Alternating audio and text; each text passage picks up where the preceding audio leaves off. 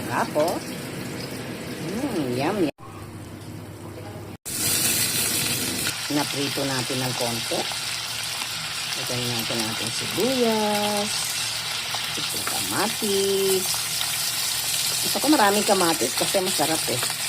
Lulutuin yan, lagyan yung mga mamantika para masarap siya.